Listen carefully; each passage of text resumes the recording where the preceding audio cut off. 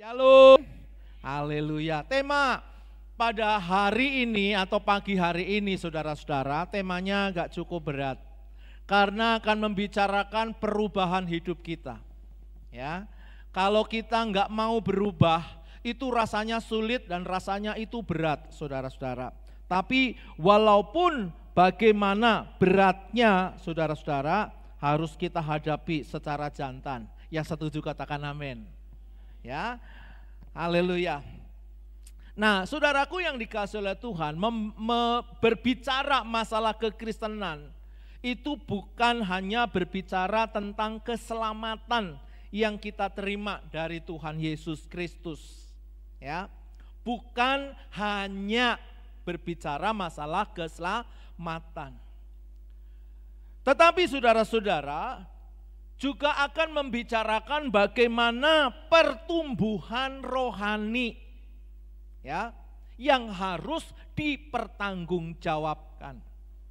Sebab Tuhan, saudara-saudara, menghendaki setiap kita jemaat Tuhan bertumbuh dewasa baik secara rohani maupun secara karakter maupun secara iman, saudara-saudara, yang harus dipertanggungjawabkan di hadapan Tuhan. Dan yang menjadi permasalahan sesungguhnya bukanlah tentang benihnya, saudara. Karena benih itu adalah firman Tuhan.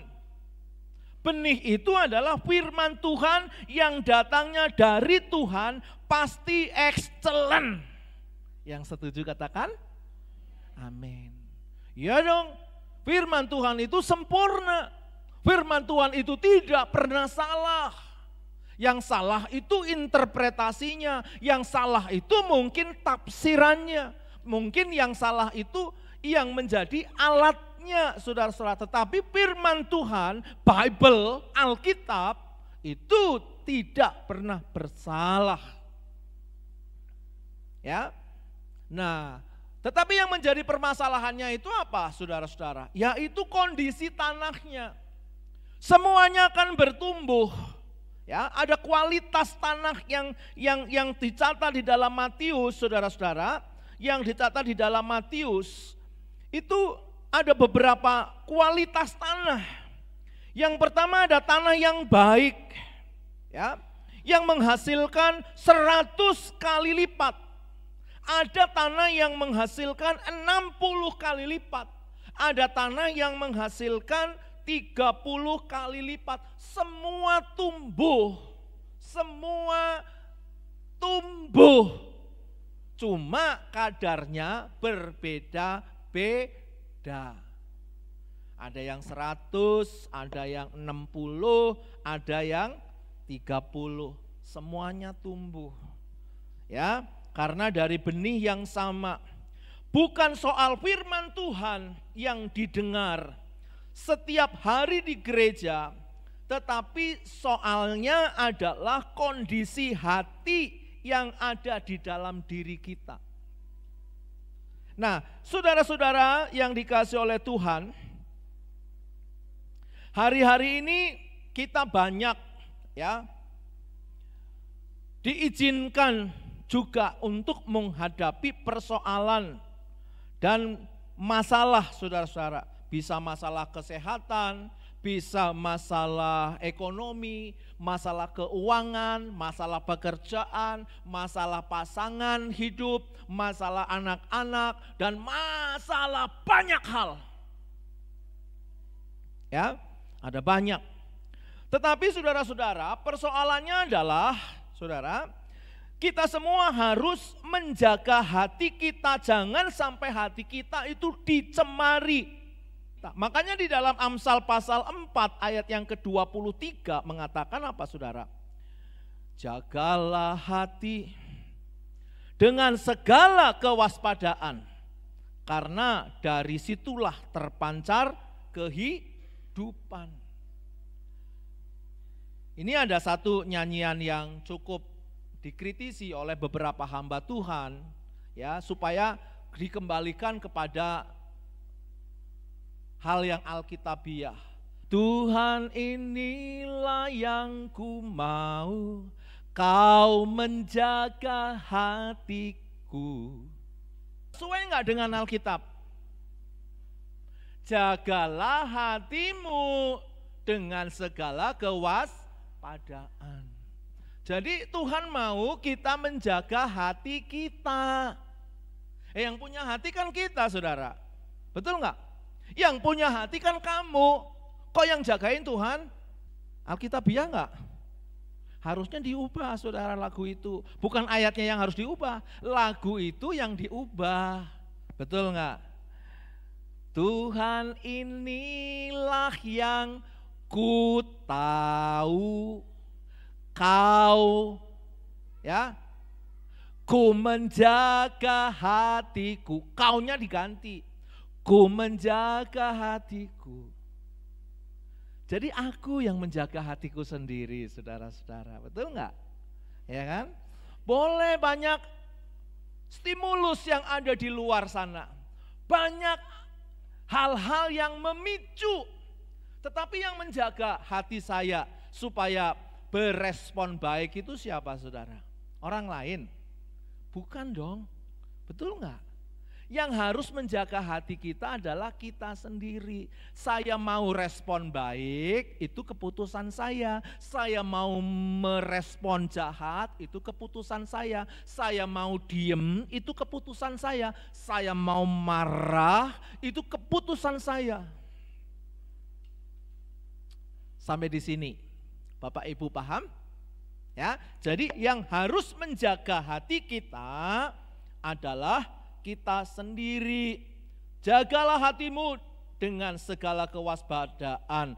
Nah, saudaraku yang dikasih oleh Tuhan, lebih lagi di dalam Markus pasal 17 ayat yang kedua, katanya lagi, kata firman Tuhan nih. Apa yang keluar dari seseorang itulah yang menajiskannya. Sebab dari hati orang timbul segala pikiran jahat, percabulan, pencurian, pembunuhan, persinahan, keserakahan, kejahatan, kelicikan, hawa nafsu, iri hati, hujat, kesombongan, kebebalan. Semua hal-hal jahat ini timbul dari dalam dan menajiskan orang. Itulah yang menajiskannya, sebab dari hati orang timbul segala pikiran jahat, percabulan, pencurian, pembunuhan, persinahan, keserakahan, kejahatan, kelicikan, hawa nafsu, iri hati, hujat, kesombongan, kebebalan. Semua hal-hal jahat ini timbul dari dalam dan menajiskan orang. Jumpa secara pribadi dengan Tuhan, selama itu pula hatimu tidak akan pernah berubah menjadi hati yang baru, sesuai dengan apa yang difirmankan di dalam Yehezkiel pasal 36 ayat yang ke-26 dan 27.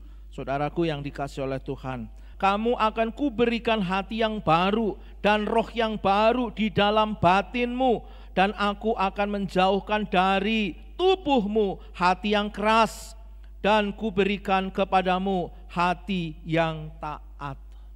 Nah ini saudara-saudara, ya, ini apa yang dikatakan oleh firman Tuhan. Makanya saudara-saudara, segala sesuatunya itu bersumber di dalam hati. Bahkan penulis kitab Ibrani mengingatkan kepada kita di dalam Ibrani pasal 3 ayat yang ke-8. Janganlah keraskan hatimu seperti dalam kegeraman pada waktu pencobaan di padang gurun. Ya, di padang gurun ini Tuhan sengaja memproses bangsa Israel.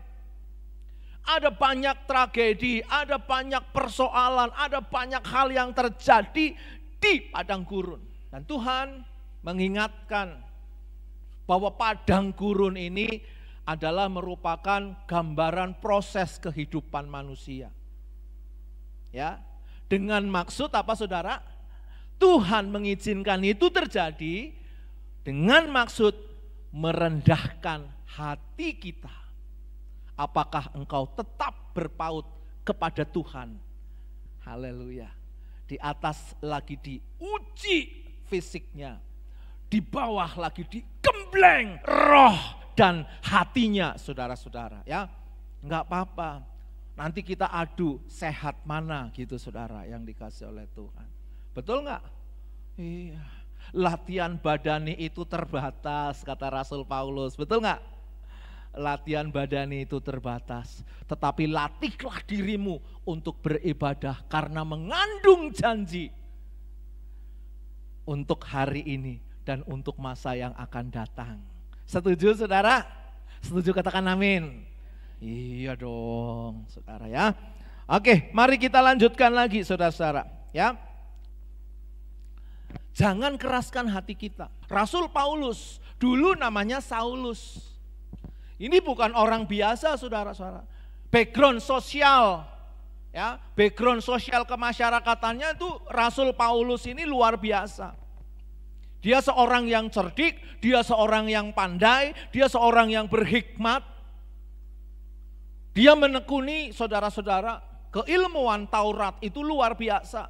Dia masuk di dalam ahli-ahli Taurat. Dia masuk di dalam satu partai yang keras, namanya partai Farisi. Dia masuk satu kelompok organisasi keagamaan yang punya kendali dalam masyarakat Yahudi, namanya Mahkamah Sanhedrin. Itulah mahkamah yang mengadili Yesus untuk disalib. Dan Rasul Paulus menjadi anggotanya. Dari suku Benyamin.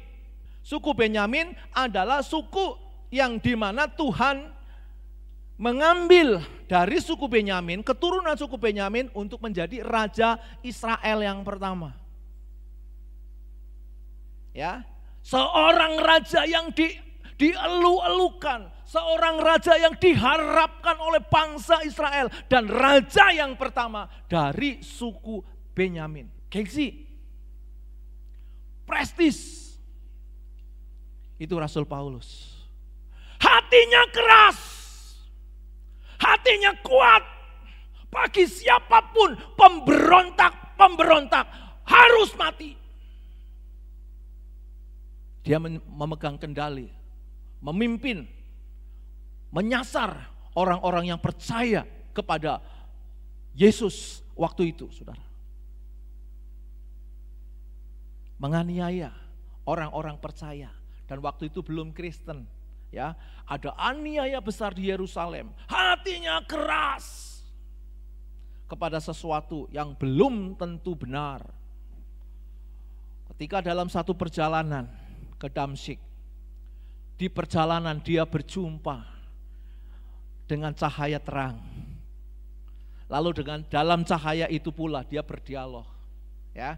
Dengan cahaya itu, saudara-saudara. Saulus, Saulus, mengapa engkau aniaya aku? Pertanyaannya adalah, dari mana kok bisa Yesus itu dianiaya oleh Saulus? Zamannya Yesus itu, Saul itu masih kecil, Saulus itu masih kecil, ya masih kecil. Nah, saudaraku yang dikasihi oleh Tuhan, siapakah engkau Tuhan? Kata Saulus. Aku Yesus yang kau aniaya. Lalu kemudian banyak lagi dialog-dialog, saudara. Akhirnya singkat cerita, Saulus mengalami perjumpaan secara pribadi dengan Yesus.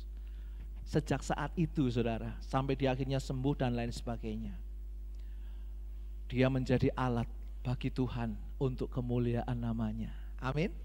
Hati yang keras diubahkan untuk menjadi berkat bagi banyak bangsa.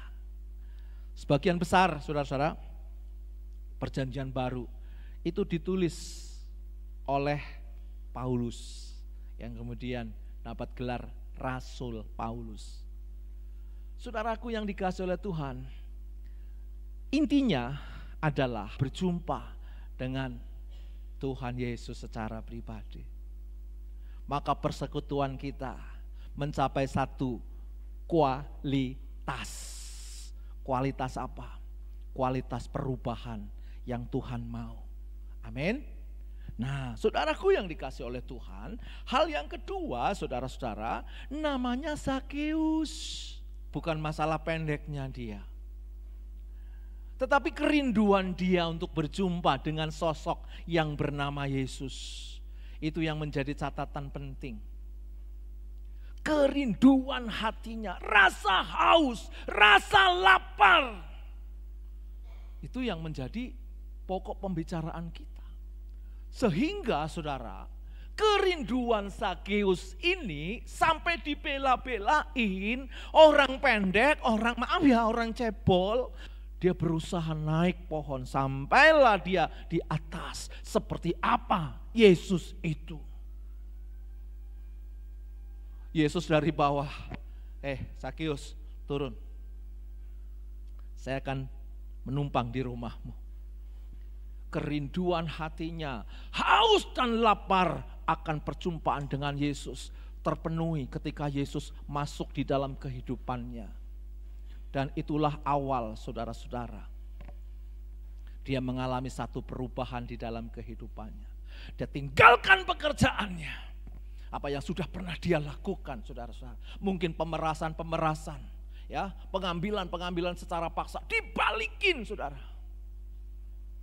Saudara rindu mengalami satu perubahan yang total di dalam hidup saudara. Amin. Amin. Jadilah seperti Zakeus yang memiliki kerinduan untuk mengalami perjumpaan secara pribadi. Sehingga saudara dan saya memiliki hati yang baru, benar-benar baru, saudara-saudara. Ya.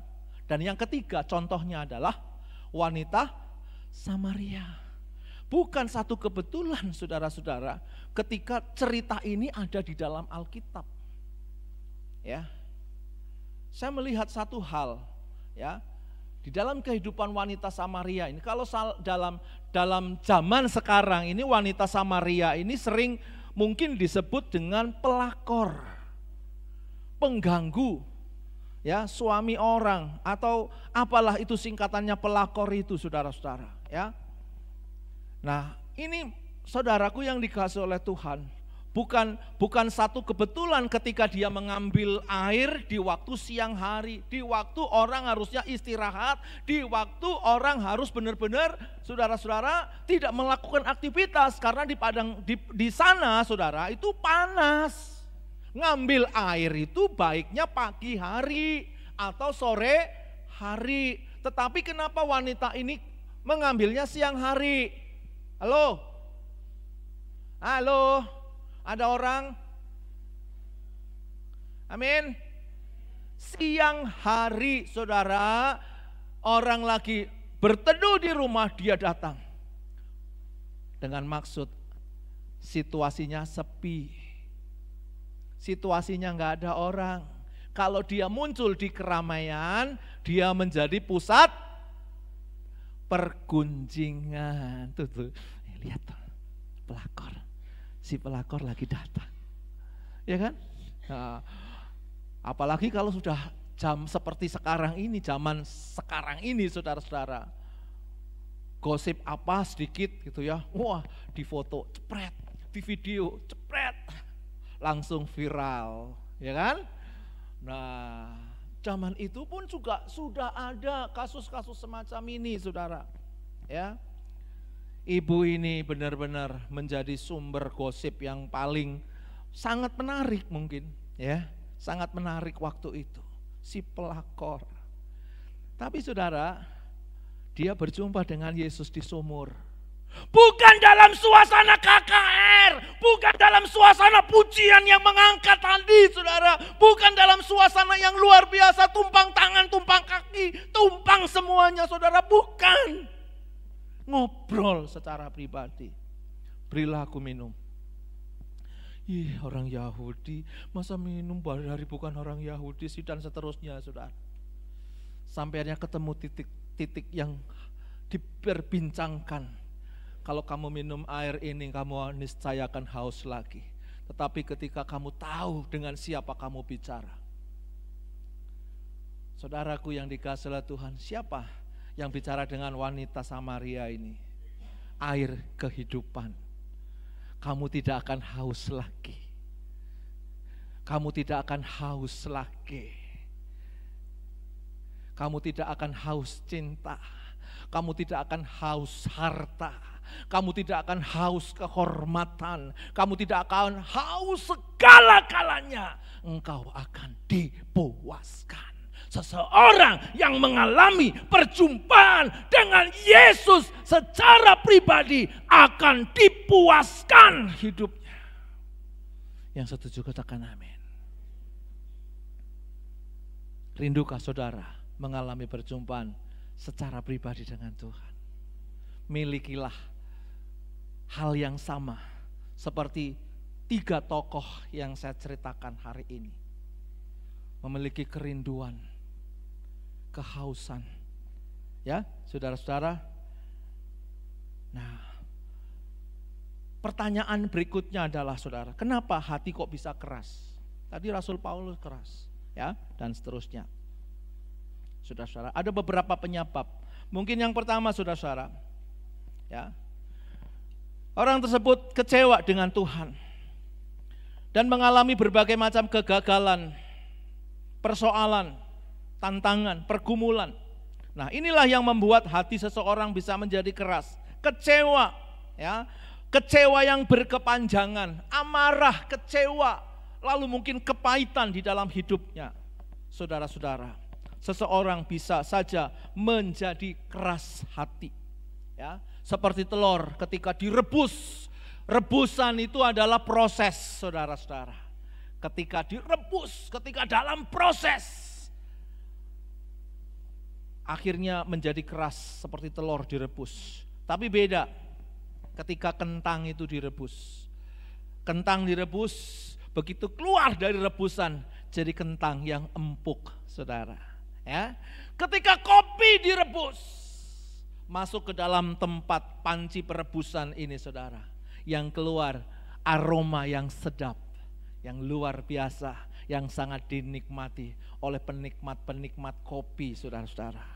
Luar biasa. Nah, itu beda saudara-saudara dengan orang yang begitu melalui proses kemudian keras, menjadi kecewa. Nah, yang penyebab kedua saudara-saudara, hati bisa menjadi keras karena memiliki hidup yang suka mengeluh, bersungut-sungut. Tapi saya percaya jemaat di tempat ini enggak ada yang suka sungut-sungut, enggak ada suka mengeluh, enggak ada yang suka marah-marah. Betul apa betul, saudara? Hati seseorang yang karena tidak mau bersyukur, suka cuma mau bersungut-sungut, cuma suka mengeluh, saudara-saudara, bisa menjadikan hati kita keras, ya. Bisa jadi saudara-saudara, hak kerasnya hati seseorang itu karena apa? Memiliki kesombongan, merasa bisa, merasa mampu, merasa wah apa sih bisa saya atasi, ya bisa saya atasi. Saudaraku yang dikasihi oleh Tuhan, di dalam ayat yang ke-26 dan 27, kamu akan kuberikan hati yang baru. Karena apa? Hatimu tuh sudah gak bisa. Hatimu tuh sudah gak taat, hatimu tuh sudah keras. Nah, berulang kali tadi pagi saya menjelaskan bahwa siklus yang terjadi di dalam bangsa Israel itu ada empat fase, saudara-saudara. Pertama, fase aman, karena diberkati oleh Tuhan, karena ada pemimpin yang hebat, hakim-hakim yang berkuasa pada waktu itu, yang dipercaya Tuhan untuk memimpin bangsa Israel. Ini namanya fase aman, saudara-saudara. Aman. Tetapi begitu hakimnya meninggoy, tahu dong meninggoy, kembali bangsa Israel jatuh ke dalam dosa. Ya. Lalu akibatnya apa saudara? Diserahkan kepada bangsa lain, dijajah oleh bangsa lain, dibelenggu oleh bangsa lain, enggak ada kebebasan dari bangsa lain. Lalu fase berikutnya, fase Israel berteriak kepada Tuhan, Tuhan tolong, Tuhan kami mau bertobat, Tuhan ampuni kami. Tuhan dengar enggak? Tuhan dengar enggak saudara? Tuhan dengar, Tuhan kirim hakim lagi untuk berkuasa, untuk memimpin saudara. Ya, diampuni, ya, dipulihkan, saudara. Lalu dipulihkan, diampuni, ya. Ada hakim yang memimpin, lalu berperang melawan bangsa yang menjajah, menang. Contohnya Simson, gitu ya. Waduh, Deborah, saudara, Barak, Samgar, dan lain sebagainya, saudara-saudara. Seperti itu.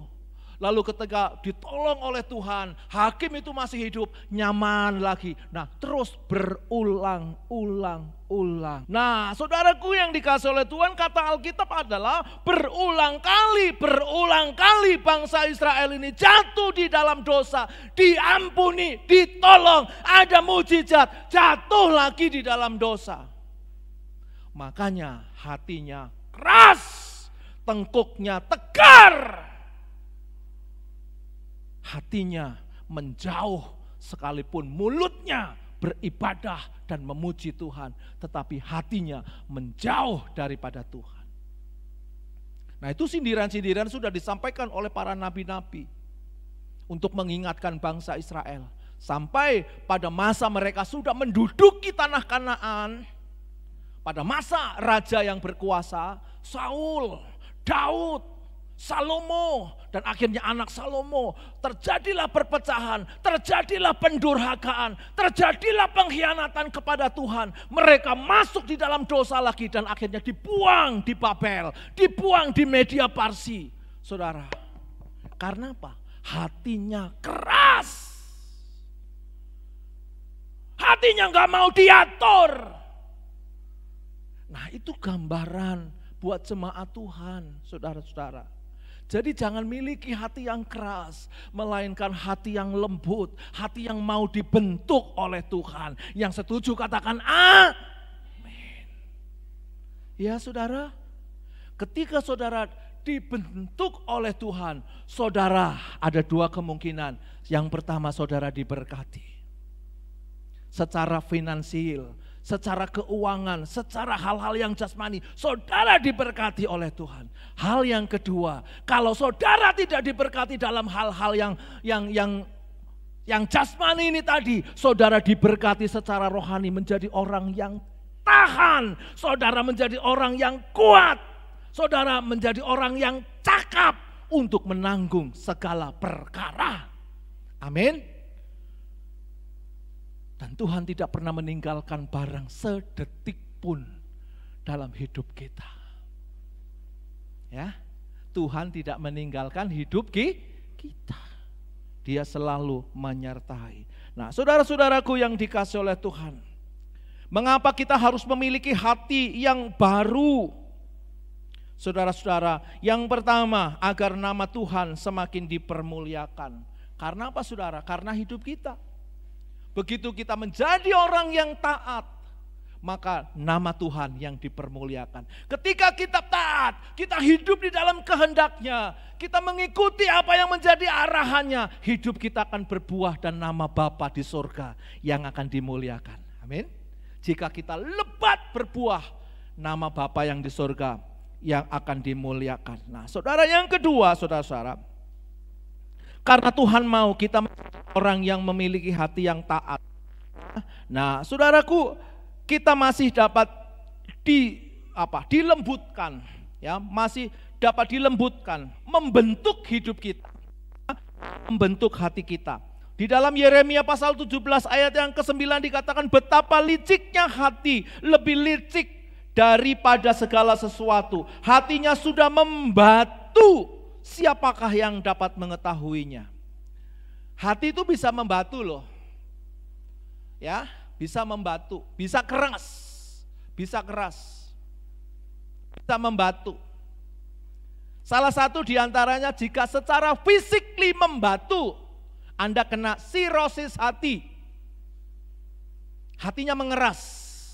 Pankreasnya itu mengeras di sini, bagian sini saudara. Hitam hatinya. Dan itu alamat beberapa bulan lagi, kata dokter. Ya, kata dokter, ini memang udah gak lama lagi. Paling sekitar 6 bulan, paling sekitar 4 bulan, meninggoy. Inna lillahi wa inna ilaihi raji'un. Berpulang ke rahmatullah. Saudaraku yang dikasih oleh Tuhan, mau cepat kita pulang ke rahmatullah? Halo? Siapa yang mau? Angkat tangan. Gak ada ya? Om, saya mau umur panjang om. Saya mau umur panjang om. Kalau saya mau didoakan supaya umur panjang, boleh nanti maju ke depan. Saudaraku yang dikasih oleh Tuhan, tetapi dengan satu tujuan, Tuhan memberikan kepada kita umur panjang, yaitu supaya kita terus melanjutkan apa yang menjadi tujuan Tuhan di dalam hidup saudara. Yang setuju katakan amin. Jadi jangan mencapai tujuan hidupmu pribadi ya. Tujuan Tuhan di dalam hidupmu itu harus yang dicapai. Maka segala sesuatunya ngikuti di belakang kita. Amin. Ketika kita mencari kerajaan Allah dan kebenarannya, maka semuanya itu akan ditambahkan kepadamu. Makanya jangan cari berkat dulu. Halo, jangan salah Pak, Bu. Kita jangan cari berkat dulu. Kita cari kebenarannya dulu. Kita cari dulu pimpinan Allah, kedaulatan Allah, saudara-saudara. Baru setelah itu, semuanya itu gak usah kita minta, gak usah kita cari. Akan apa saudara? Semuanya akan ditambahkan bagaimana caranya kita bisa menjaga hati kita tidak tercemar ya. Nah, yang pertama saudara-saudara, kita jangan mencari atau menuntut pembenaran dalam keadilan. Nah, kita proses ya. Di dalam proses itu kadang-kadang kita tidak salah dipersalahkan. Betul nggak? Yang salah dibenarkan. Itulah keadaan kondisi dunia saudara-saudara. Yang menurut saudara dan saya tentunya akan ngomong begini, oh ini tidak adil. Betul nggak? Yang sering kita jumpai adalah tentunya ketidakadilan. Adakah keadilan dijumpai oleh Yesus? Coba kita bandingkan. Ayo kita membanding-bandingkan. Yesus nggak salah ditangkap dengan tuduhan palsu, menghujat Allah, penistaan agama Yahudi. Ini perlu dihukum mati. Tetapi ternyata ketika mereka dia berhadapan kepada pengadilan dunia, Pontius Pilatus, oh nggak ada salah.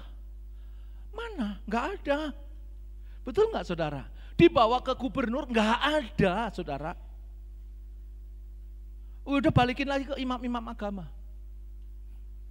Nah, imam-imam agama ini saudara-saudara yang mencari kesalahan, yang wah ini nggak bisa ini menghujat Allah. Wah ada saksinya, dia pernah ngomong begini, dia ngomong nih bait Allah nih diruntuhkan di dalam 3 hari. Dia bilang aku akan membangunnya kembali dalam 3 hari.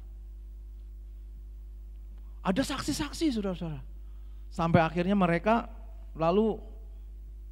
itu yang saya maksud adalah pengadilan dunia ya, Pontius Pilatus.